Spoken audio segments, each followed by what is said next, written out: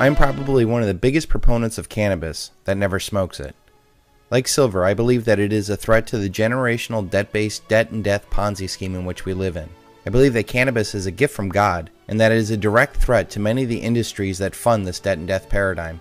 Just like when I explored the silver story, the more that I looked into cannabis, the more that I became aware of its incredible potential in a post-dollar paradigm. My hope is with this video that it gets people to at least question their perceived reality of cannabis, much like how you might have done when you first started looking into the silver story. As you know, I grew up a staunch Republican, Marine, businessman, and stayed away from cannabis because of the propaganda and the intense legal ramifications associated with it. As I awoke to the illusion of our political and financial reality, I went on a path of questioning everything else, from spirituality to drugs to human consciousness. There I found the real reason why cannabis is illegal, because it is a powerful weapon against the debt and death paradigm. Cannabis has been used throughout history on every continent and by every civilization. Cannabis is the strongest natural fiber. It was used for rope, parachutes, a replacement for steel, and even the word canvas comes from the word cannabis. It easily grows everywhere and is actually used to reclaim land once abandoned. It grows in poor soil conditions and can grow more crops and yield more plant matter than most other crops out there. In 1619, the King of England ordered farmers in the American colonies that they, quote, must grow cannabis, and even allowed people to pay their taxes in cannabis. George Washington grew cannabis, and even the Declaration of Independence was written on it. By 1850, there were over 8,000 plantations of 2,000 acres or more that grew cannabis. Cannabis was so prevalent that it was actually pictured on the 1914 $10 Federal Reserve note that showed the wealth of our nation in manufacturing and agriculture, specifically the cannabis harvest featured on the left. With the abolition of slavery in 1865, there was not really an economical way of processing cannabis until 1935, when the decorticator made cannabis extremely economical, and it was named the next billion-dollar crop by Popular Mechanics, since it can be used in 25,000 products, from dynamite to cellophane. In fact, if you look at all the uses of cannabis, it's not so much a crop as it is an industry. With the new uses and devalued dollar of today, cannabis would not be a billion-dollar crop. I believe it would be a trillion-dollar industry. The most basic reason why cannabis is illegal is simple economics. What would the effect of cannabis being legalized to the paper, corn, cotton, alcohol, tobacco, prescription drug, prison, and even banking industries? How many of the 45 million Americans hooked on powerful antidepressants that have been known to cause homicidal and suicidal psychotic breaks would be better off smoking cannabis? How many less prisoners, prisons, police, court, drug raids, seizures would there be if cannabis was made legal? How much money would the medical and industrial complex lose if people knew that cannabis cured cancer, like in this recent Harvard study? How much money and power would flow out of the money centers if nature was made legal? The person perhaps most responsible for making cannabis illegal is William Randolph Hearst. You know, that billionaire megalomaniac propagandist warmonger that is depicted in Citizen Kane, pining over a childhood toy on his deathbed after wasting his entire life pursuing power over others. Delightful in Cuba, stop. Could send you prose poems about scenery, but don't feel right spending your money. Stop. There is no war in Cuba. Signed, Wheeler. Any answer? Yes, dear Wheeler, you provide the prose poems. I'll provide the war. That's fine, Mr. When he was not starting the Spanish-American War for American imperialism with his yellow journalism, he was the chief propagandist against cannabis, because now with the decorticator in 1935, cannabis became a huge threat to the millions he had invested in the timber industry. After all, cannabis can yield much more paper in less time and impact than logging. He set about to make a new drug called marijuana illegal, because if he called it cannabis, people would have thought he was crazy, since it was so prevalent in everyone's world. William Randolph Hearst printed racist stories about blacks and Hispanics raping white women. And soon after, Reefer Madness was released in 1936, showing people having psychotic and murderous breaks. But at a terrible price. Debauchery, violence, murder, suicide, and the ultimate end of the marijuana addict. Hopeless insanity.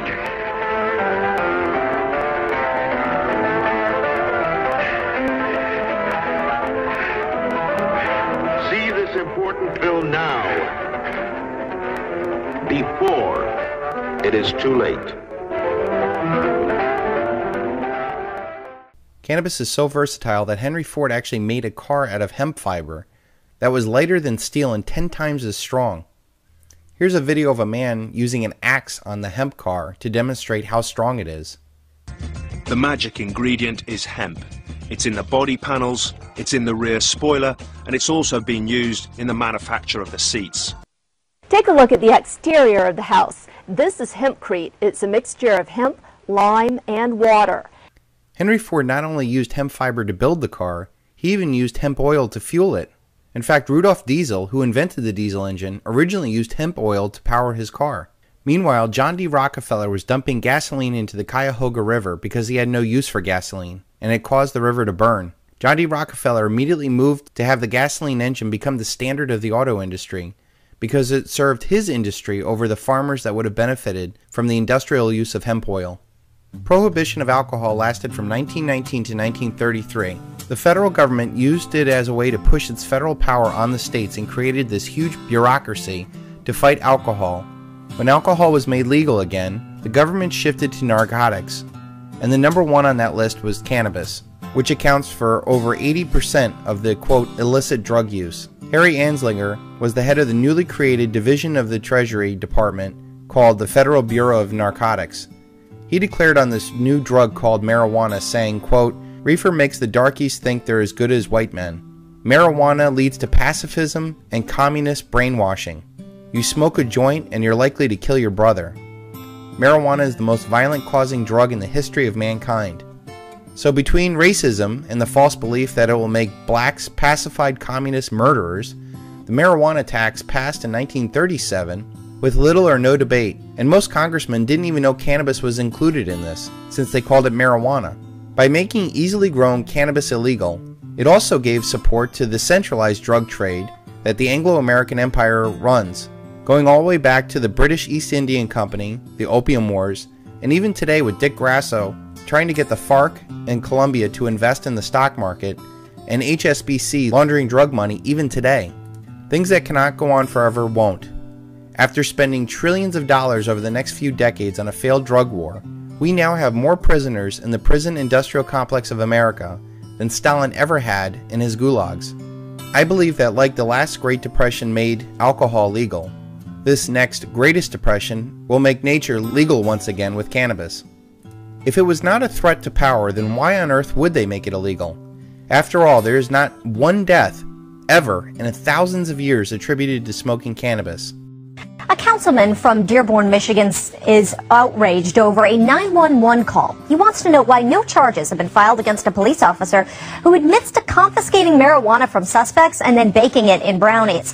And once he and his wife were full and high, they thought they'd overdosed and called 911. I think I'm having an overdose, and so is my wife. Overdose of what? Marijuana.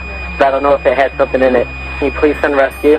Did you guys have fever or anything? No, I think we're dying. Okay, how much did you guys have? I don't know. We made brownies, and I think we're dead. Time is going by really, really, really, really slow. Well, instead of being charged, Instead of being charged, the police department let the officer resign. His wife was not charged either. So far, police officials have not commented on the case. Yet over 400,000 people die from tobacco every year just in the United States. People will say that people would abuse cannabis and that's why it should be made illegal. Have you looked at how people are abusing food, video games, porn, alcohol, prescription drugs, consumerism, and the entire planet? Why don't we just make everything else illegal? Or at least the things that actually kill people? No, people should be able to do whatever they want to do, including cannabis, so long as it doesn't harm anyone else. In fact, the government would have you believe that it's so dangerous that they list cannabis as a Class 1 drug, and is listed more dangerous than cocaine and meth. Have you seen what meth does to people? How is cannabis more dangerous than that? The real reason why cannabis and most other drugs that are in the Class 1 list are considered more dangerous is because they're experiential drugs that open up the consciousness of humanity. A lot of people have this thought when they take these, does anybody know about this? Because it's really like, it's like a secret. It's like this fundamental thing about the human brain, but no one knows about it and no one talks about it. I remember walking down this tunnel of light and feeling like Bill and I were walking into a spaceship. Bill was just asking, who are you and why are you here? And just basically being told that The boundaries of space and time are all in our minds, and that we all are one, and everything is one. We all are one, and everything is one. We all are one, and everything is one. Today, a young man on acid realized that all matter is merely energy condensed to a slow vibration, that we are all one consciousness experiencing itself subjectively. There's no such thing as death. Life is only a dream, and we're the imagination of ourselves. Here's Tom with the weather. Any drug that dulls human senses, from alcohol to the 45 million unfeeling antidepressant zombies, is fine according to the government, so long as you get a permission slip from them. But natural drugs like cannabis, ayahuasca, psychedelic mushrooms, peyote are illegal because they open up the human consciousness beyond the illusion of the control world and reveal that there is a deeper, more powerful existence than what is forced in front of us. As we come to the close of the Age of Oil, and the men that warped our reality with the latest revolution of this debt and death paradigm start to fade away, humanity is going to be faced with a choice to either continue spreading debt and death through collectivism and building unsustainable and dangerous worlds for our children, or are we finally going to become conscious and realize that we are all one and start to build societies that are sustainable and resonate with nature? I believe that silver and cannabis will be the two most important commodities to deal with the collapse of the debt and death empire built on the back of oil. Silver will be used as money to replace the petrodollar and will be a key component into the next generation of industries that will blossom out of the ashes of the current collapse. Cannabis will also have a major role, as millions of people will no longer have access to their antidepressants, gasoline, or cheap clothes from China. Cannabis will fill the natural solution for the problems of humanity. Look for more states to make gold and silver legal tender and legalize cannabis, because those states will be the ones that come out of this collapse the fastest and strongest. Well, Doug, U.S. Senator Mitch McConnell says he's had long discussions with Senator Rand Paul and Ag Commissioner James Comer on the economic benefits of industrialized hemp, and concluding, you can see here, I'm convinced, McConnell says, that allowing its production will be a positive development for Kentucky's farm families and economy. I hope to at least open Silver Stacker's eyes to the truth about cannabis, and I hope the new Silver Bullet Silver Shield Cannabis Medallion makes millions of politically active and freedom-loving cannabis users aware of the massive potential of silver. I created the Cannabis Medallion as a mock of the second most popular silver coin in the world, the Canadian maple leaf. If we're going to pay homage to a leaf, what better leaf in the world to do that to than the cannabis leaf? With all of its thousands of uses and benefits to humanity, from fuel to food to paper to clothing to manufacturing to medicinal uses, it is time that we made this decentralized, easily grown, abundant crop legal once again.